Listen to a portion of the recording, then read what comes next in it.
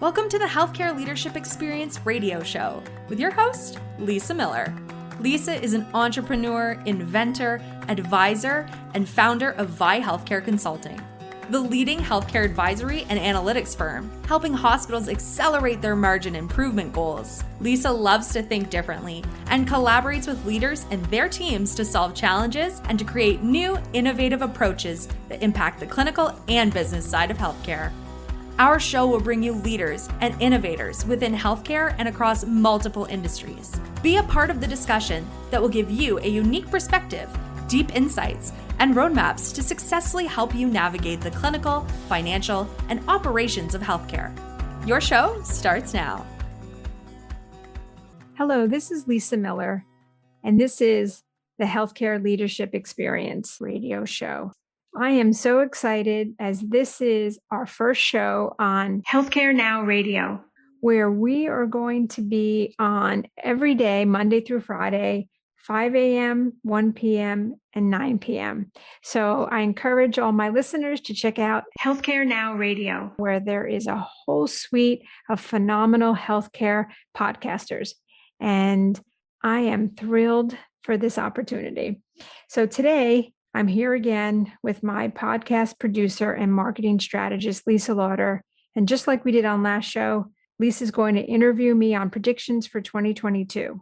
And if you missed last week's show, she asked me all about trends in healthcare. So go back to episode 28 and listen in.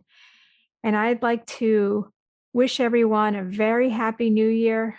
I hope you had a great time with your family and friends and a time to relax and do the things that you enjoy to do. And I appreciate that you're listening to the Healthcare Leadership Experience.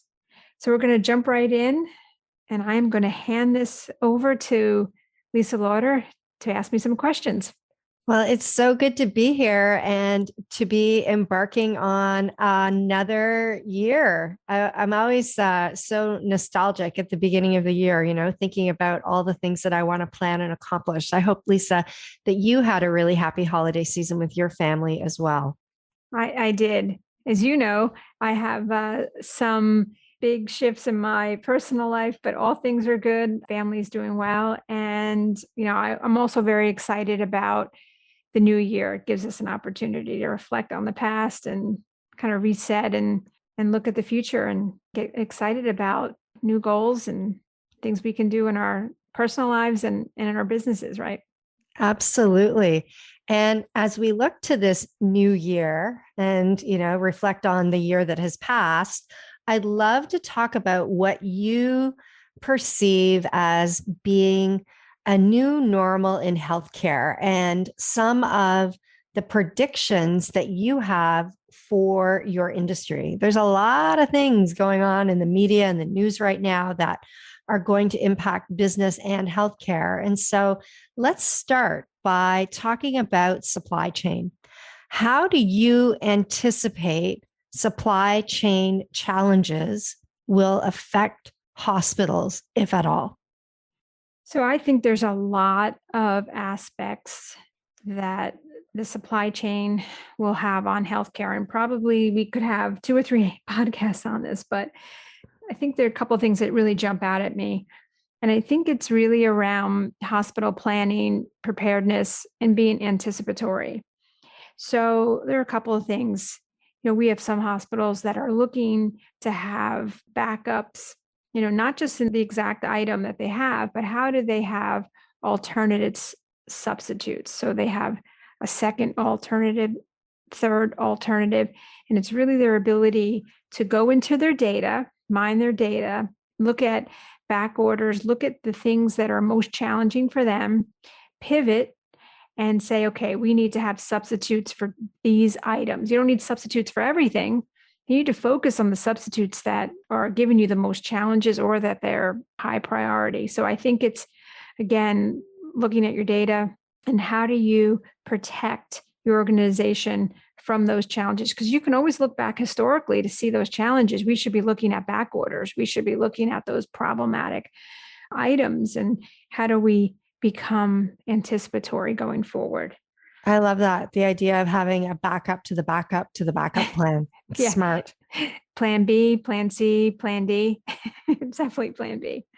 So that's very important. Now, the second order of consequence, because of having a plan B, is this will cost hospitals more money. And so there needs to be some cushion and some planning around that increased cost in order to protect your supply chain. And so, number one, how do you budget for it? How do you put a dollar value to it? Because again, you can go to your data and you can put a dollar value to that. And number two, how are we going to fund it? And, of course, the best way to fund those types of planning and preparedness is through, mining that through cost savings or utilization savings, or looking at ways to, shift, from, an excessive inventory and moving that down, or again, looking at your data and ways to cost shift, in the sense that there's probably some unnecessary spend, some unnecessary cost that you need to really double down on, and then move to protecting your supply chain. And I think there's two other areas. Of course, innovation is important, and collaboration. We know, what are those things, those items that you can buy that maybe you can manufacture regionally with another hospital, or maybe a startup. I know that some of this is being done with GPOs, and I get a little worried about that, because we then move to this, again, over reliance on a GPO, and where I love to see hospitals more self-reliant, more collaborative, maybe with, again, a startup, or maybe a manufacturer that isn't in healthcare that wants to pivot and move into healthcare. We saw a lot of that during the pandemic. And so what does innovation play? And then looking at reusables. There's always been some controversy over reusing reusables, but I think hospitals have to look at that more and more as a viable option to protecting their supply chain. And of course, high performing contracting will be required, right? Just really looking at contracting as the vehicle to provide that margin improvement. I love that. When you were talking about hospitals collaborating on manufacturing, it made me think that somebody should start an HPO, a healthcare purchasing organization, so that, hospitals really can maximize their buying power together. What about the impact of inflation, Lisa? I mean, we heard all kinds of stories around Thanksgiving and Christmas about the cost of the family dinner. What do you think the impact of inflation is going to be on hospitals? And what are some of the things that healthcare leaders should be doing or can be doing to mitigate this risk? Yes. So there's a convergence of all these aspects of inflation. So, of course, it's supply chain, it's higher costs, it's the labor shortages. So we are going to be really significantly impacted by inflation. And, there's certain areas like food costs, material costs, labor costs, distribution costs. All these costs will start impacting hospitals. And so there's a kind of a multi-strategy approach to this, right? So legitimately, vendors are going to have costs that they're going to pass on. However, some of that may be a little opportunistic, and the hospitals have to balance the reality of what's real versus what may be an overarching reach to get higher cost and to push out the vendor's margin. So hospitals have to really protect their own margins. They have to be able to push back a little bit. And maybe this is the time that vendors are going to need to give a little bit more and maybe not pass through everything. This could be the time that it's not, let's push through everything to the hospitals, because I don't know where hospitals are going to get this. They can't charge more money. And so, the hospitals are going to have to get maybe a little more tougher and a little more pushing back. And the vendors may have to have a little bit thinner margins for the short term. And we are in a different industry. And I think the industry we're in is healthcare. And we all need to be contributors to the success of patient care. And so there are other areas that hospitals can look to kind of mitigate and protect. And the protection is going to be around measuring and monitoring, capturing opportunities in real time, no longer looking back and saying, oh, wow, we missed that opportunity 12 months, 16 months ago when it happened. And now we've had this year of overspending, overutilizing. They need to do things in real time. And that has to be a must. You've got to put this real-time view into expenses to capture opportunities, capture errors, variations as they happen. So if you're just tuning in now, you're listening to the Healthcare Leadership Experience radio show on Healthcare Now Radio. I'm your host, Lisa Miller. Today, I'm joined by Lisa Larter, my producer, and we're talking about 2020 healthcare predictions and specifically what has worked for hospitals and what has been their challenges. This show is sponsored by Vi Healthcare Consulting, the leading healthcare advisory and analytics firm helping hospitals accelerate their margin improvement goals. Vi has collaborated with healthcare leaders and their teams to accelerate their strategic initiatives and improve their financial performance by over $1 billion since 1999.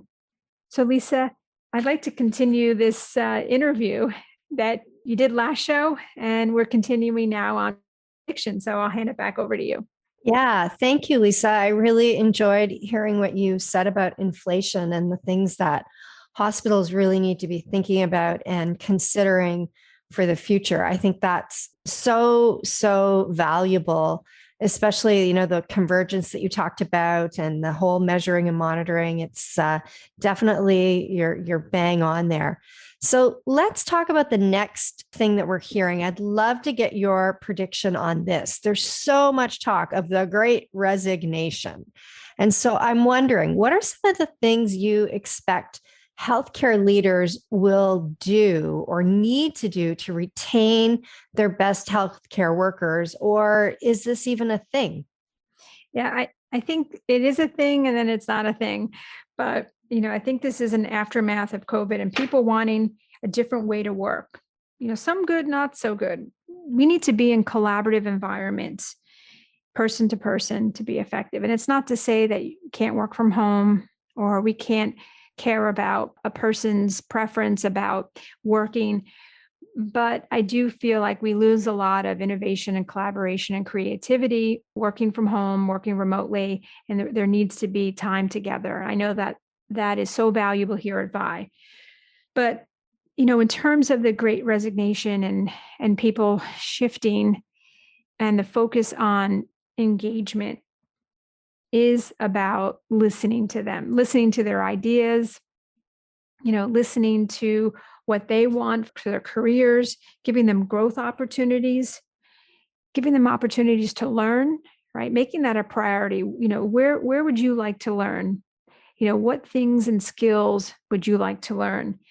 And, this where they can showcase their expertise or showcase their successes. You want to build a team of thought leaders.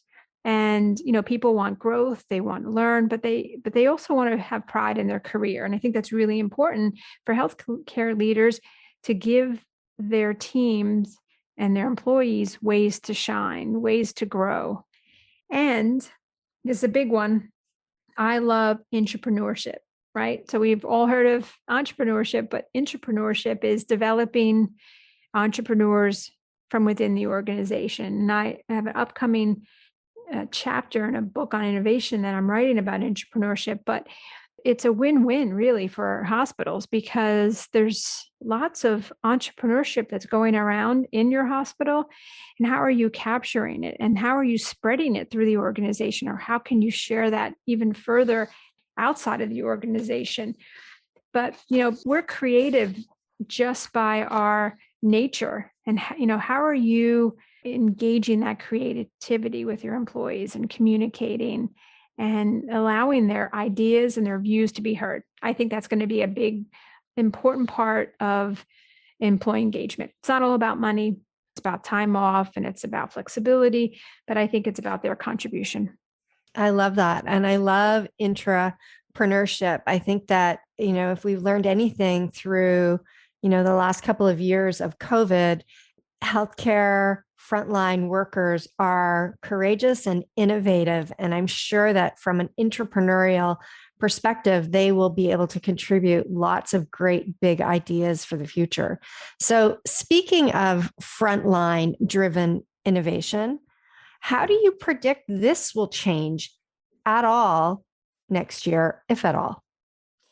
Well, I'm going to start with a little quote from a book I'm reading. I love it. It's called Big Little Breakthroughs by Joss Linker. And he says basically 77% of economic growth comes from small advances, right? So instead of shooting for a $10 billion IPO or a Nobel Prize, the most effective innovators focus instead on something much smaller. According to Harvard University professor Stefan Thump, 77% of economic growth is attributed to small creative advances, not radical innovations. So these small innovations are huge to an organization, and it requires frontline driven innovation. So how do you as a hospital develop those frontline innovations? And it's not a suggestion box, it's a process, and it really has to be set up in an environment that allows communication, whether or not, we want everyone to be heard. We don't like what they're saying. We still need that, those environments. And I'm going to tell you, some of the greatest ideas are these small innovations, and they can really grow, or they can be enhanced, by team environments. And really, they're the fuel of your future. And so, I love the show Undercover Boss. And I don't know if you ever watched it, Lisa. Yes, I love it too. It's like one of my favorite shows. And some of these really big corporations, their CEOs are, going undercover, and they're doing all these jobs, which I think it's a great model for healthcare leaders to do, not doing it, say, hey, look, I'm going to work down in the food services today, and everybody follows them. It's no, going undercover and really doing different jobs. And there's so many insights that come from it. They don't realize that their retail technology at the front, isn't working, or they don't realize that they used to have a good training program and now they don't. I mean, they uncover so many insights, and they learn about their frontline people in such a empathic, way. And it really brings the company closer, and you become a different leader when you're leading and hearing from the front line. So I love that show. I think everyone should watch a few more episodes. But when you lead, hearing from the front lines, you're going to get insights that are so powerful. It's like nothing like on the job training, undercover or not, to really understand what's going on. Yeah, absolutely. To see the CEO of like a home security company trying to put in the home security systems, and they can't use a drill. But then all of a sudden they realize that the workers don't have the proper equipment, or all these things that that are uncovered, and also the great stories about the people that put their trust in their companies. So how do we go from these large scale initiatives and push them out to the front lines? And I think that's something that should be on every healthcare leader's mind. Absolutely. Absolutely. So what do you believe the future of strategic advisors and consulting firms like yours and the role they play in helping hospital executives will look like? What do you anticipate or predict that we will see in the future with that?